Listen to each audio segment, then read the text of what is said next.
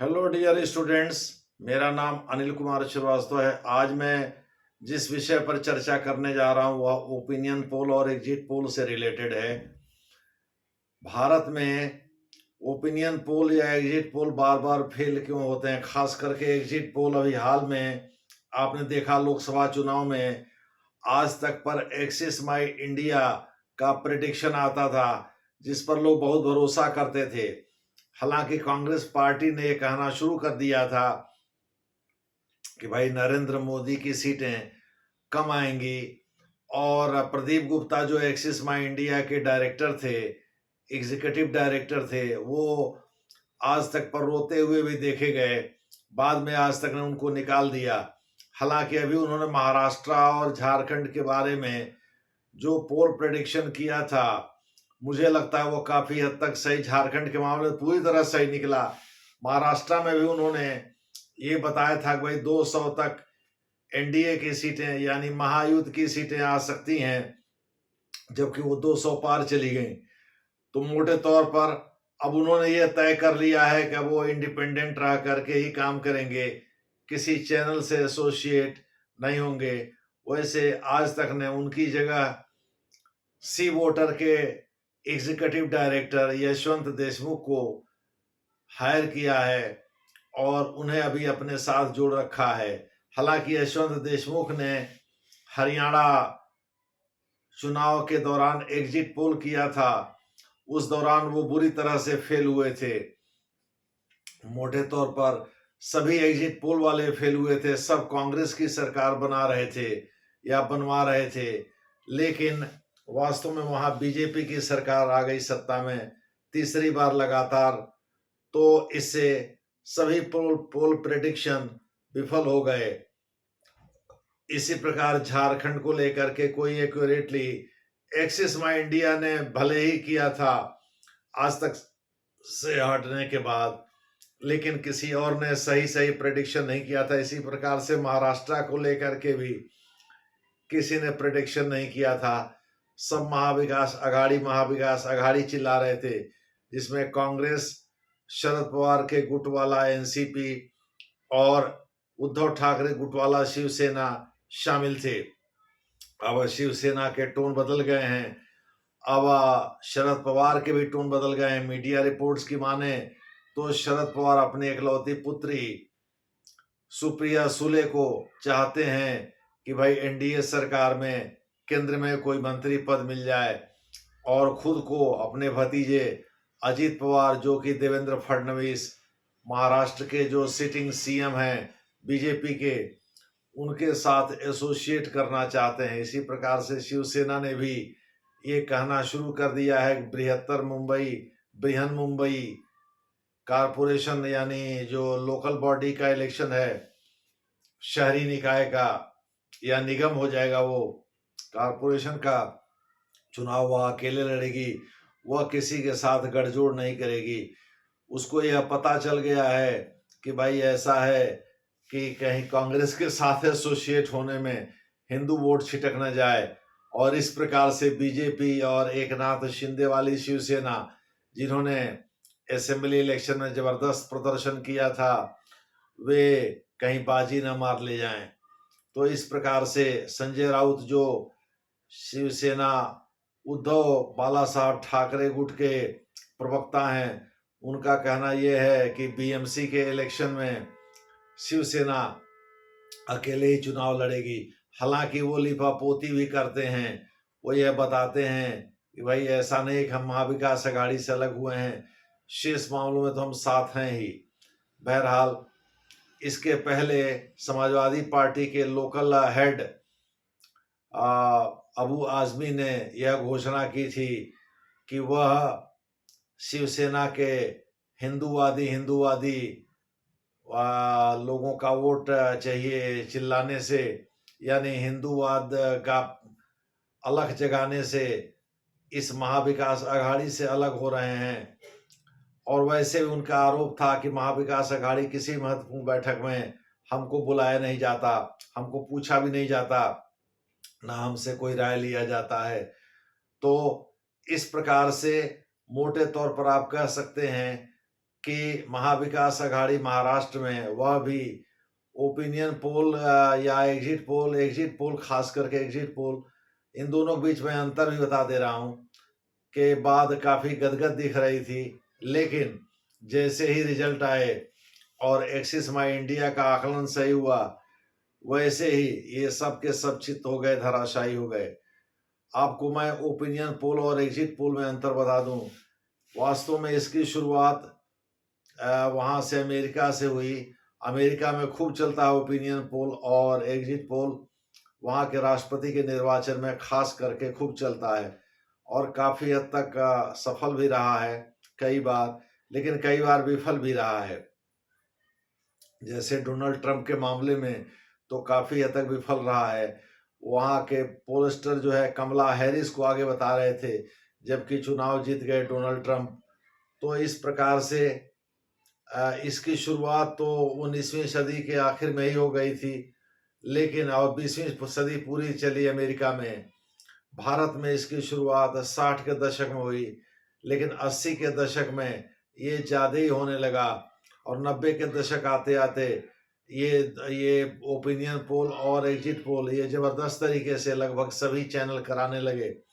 सभी चैनल ने किसी न किसी सर्वे एजेंसी के साथ अपना गठजोड़ कर लिया और कॉन्ट्रैक्ट करके पैसा देकर उनके सेवाओं को खरीद लिया और उसी को प्रकाशित करने लगे, उसी पर बहस करने लगे। खैर जो भी है, लेकिन हालिया जो लोकसभा के इलेक्शन हुए हैं और झारखंड, हरियाणा और महाराष्ट्र के साथ साथ जम्मू कश्मीर का भी इलेक्शन हुआ है, तो जम्मू कश्मीर को तो छोड़ देते हैं हम लोग, ले झारखंड को रखते हैं, हरियाणा को रखते हैं और महाराष्ट्र को रखते हैं। इस मामले में बहुत सारे लोगों का ओपिनियन पोल और एग्जिट पोल फेल हो गया था। तो ये फेल क्यों होता है? पोल ऑफ पोल्स को तो एनडीटीवी दिखाता है, यानी सभी पोल का एवरेज करके वो एनडीटीवी बस यही दिखाता है, वो कोई सर्वे नहीं कराता, वो पोल ऑफ पोल्स के रिजल्ट दिखाता है। उससे वो एक ट्रेंड इस्टेब्लिश करने की कोशिश करता है कि कौन सी पार्टी बढ़त में है, कौन सी पार्टी सत्ता में आ सकती है। लेकिन इन दोनों के बीच हम लोग पहले अंतर देखेंगे, फिर ये देखेंगे दोनों फेल क्यों कर रहे हैं। ओपिनियन पोल एक्चुअली चुनाव के पहले लोगों का ओपिनियन जानने के लिए किया जाता है, जबकि एग्जिट पोल जब आदमी मतदान केंद्र से मतदान करके बाहर निकलता है तो 200 फीट के बाद जो खड़े होते हैं पोलस्टर, वो सब जो है इनसे पूछते हैं और पूछ करके फिर उसी अनुसार अपना मत देते हैं अपने केंद्रीय एजेंसी को। केंद्रीय एजेंसियां उस डेटा को प्रोसेस करके उसे फिर चैनल को बताती हैं और चैनल उसी अनुसार अपना उसे प्रकाशित कर देते हैं। आजकल दो जांच एजेंसियों की बहुत ज़्यादा चर्चा है, उसमें एक सी वोटर है, एक एक्सिस माई इंडिया का है। ये कुछ दिन पहले तो चाणक्य भी बहुत हाईलाइट था, न्यूज़ 24 ने उसको हायर किया था, लेकिन चाणक्य भी इधर हाल में देख रहे हैं कुछ दिनों से विफल हो रहा है। ठीक वैसे ही जैसे एक्सिस माई इंडिया के प्रदीप गुप्ता विफल हो गए, ये दोनों लगता है एग्जिट कर चुके हैं। न्यूज़ 24 से चाणक्य बाहर हो गया है और एक्सिस माई इंडिया से तो पक्का प्रदीप गुप्ता बाहर कर दिए गए हैं और सी वोटर के यशवंत देशमुख को रोप इन उनकी सेवाओं को लिया है। तो एक्चुअली इनके विफल होने के का मुख्य कारण जो है हम उस पर रिफ्लेक्ट कर सकते हैं। 3-4 मुख्य कारण हैं। जैसे पहला कारण यह है कि इनका सैंपल साइज जो होता है, वह नमूना का आकार जो होता है वह छोटा होता है। मोटे तौर पर जहां एक कॉन्स्टिट्यूंसी में, मैं लोकसभा की बातें कर रहा हूं, सांसद की, जहां एक कॉन्स्टिट्यूंसी में 20 लाख के करीब मतदाता होते हैं, वहां अगर 2-4 हजार लोगों से पूछ लिया तो उससे क्या फर्क पड़ता है। जिस प्रकार से डाइवर्सिटी बढ़ रही है भारत में, उस प्रकार से लोगों की सोच में भी बदलाव आ रहा है। कोई वेलफेयर स्कीम्स के नाम पर मतदान देता है, कोई जात के नाम पर, कोई धर्म के नाम पर। बहुत सारे फैक्टर्स होते हैं जो लोगों के मत को प्रभावित करते हैं। तो चाहे ओपिनियन पोल हो यानी चुनाव पूर्व सर्वे हो या एग्जिट पोल हो, पहले ये इसलिए सही रहते थे कि इसमें यूनिफॉर्मिटी ज़्यादा रहती थी। अब यूनिफॉर्मिटी का भारी अभाव है, डाइवर्सिटी ज़्यादा बढ़ गई है। जैसे हिंदुओं में यादव वर्ग है, तो वह किसी भी तरह से अखिलेश यादव के साथ ही जाना पसंद करता है, मेजॉरिटी की मैं बात कर रहा हूँ। और मुस्लिम जो है वह भी या तो कांग्रेस या तो सपा के साथ जाना पसंद करता है, पश्चिम बंगाल में ममता बनर्जी, या सो कॉल्ड सेकुलर पार्टियों के साथ जाना पसंद करता है अलग अलग राज्यों में। लेकिन गैर यादव ओबीसी में बिखराव है। लोकसभा में आरक्षण के मुद्दे पर ये भटक गए थे भले ही, लेकिन देखा हाल के दिनों में देखा ट्रेडिशनली कांग्रेस का जो वोट बैंक था वो मुसलमानों, ब्राह्मणों और अनुसूचित जातियों के बीच था। आज की डेट में हमें देख रहे हैं ब्राह्मण तो ऑलमोस्ट 90% बीजेपी के साथ हैं, ठाकुर भी हैं, और ओबीसी में भी है अच्छी खासी तादाद बीजेपी के साथ है। एससी में थोड़ा बिखराव है, तो पीडीए का जो नारा दिया अखिलेश यादव ने, कुछ उनके साथ चले जाते हैं, कुछ मायावती जी के साथ जाति के नाम पर चले जाते हैं, कुछ बीजेपी में चले जाते हैं, यानी वहां भी वोटों का बिखराव है, ध्रुवीकरण नहीं है। उदाहरण के लिए पश्चिमी उत्तर प्रदेश में जो मेरठ वगैरह साइड है, उधर मुजफ्फरनगर साइड है, उधर जाटो जो है वो मायावती जी के नाम पर वोट देता है। जाटो माने हम उसको अनुसूचित जाति कह सकते हैं। जैसे हम लोगों के यहाँ पूर्वी यूपी में उसे चमार के नाम से जाना जाता है। उसी में अपनी जात बिरादरी के नाम पर वोटिंग जबरदस्त होती थी एक जमाने में, और मुसलमान भी साथ में था मायावती जी के। लेकिन अब मायावती जी के साथ मुसलमान छोड़ चुका है। अनुसूचित जातियों में बिखराव के कारण वो सत्ता में नहीं आ पाती। अब जैसे पिछले विधानसभा चुनाव में या लोकसभा चुनाव भी हाल में संपन्न हुआ, उसमें एक भी सीट नहीं मिली बसपा को। कहा जा रहा है कि 9% वोटिंग ही हुई। मोटे तौर पर पूरे जाटो वर्ग ने ही 21-22% यूपी में एक्चुअली अनुसूचित जातियों का प्रतिशत है। लेकिन जाटो वर्ग है जो इसका 14 के आसपास प्रतिशत है पूरे यूपी में। तो पश्चिमी यूपी में तो उनका गढ़ है, लेकिन वहां भी पूरा वोट नहीं मिला मायावती जी को। 9% के आसपास ही वोट मिल पाया। मोटे तौर पर ये कह सकते हैं कि मायावती जी को अपने ही जाति का पूरा समर्थन नहीं मिल पाता, जिसकी वजह से ओपिनियन गलत हो सकता है। वैसे भी 2014 में जबरदस्त तरीके से बीजेपी के साथ ये लोग आ गए थे, जिससे 80 में 73 सीटें बीजेपी और उनके सहयोगी दल मिलाकर के 75, शायद 73 केवल बीजेपी का था। दो अनुप्रिया पटेल ने जीते थे। इस प्रकार से 75 सीटों पर 5 समाजवादी पार्टी गई थी। इस प्रकार से 75 सीटों पर बीजेपी और उसके सहयोगी दलों की जीत हुई थी, जो कि एक बहुत बड़ा बहुमत है। तो पहला कारण है तो यह है कि सैंपल साइज का छोटा होना।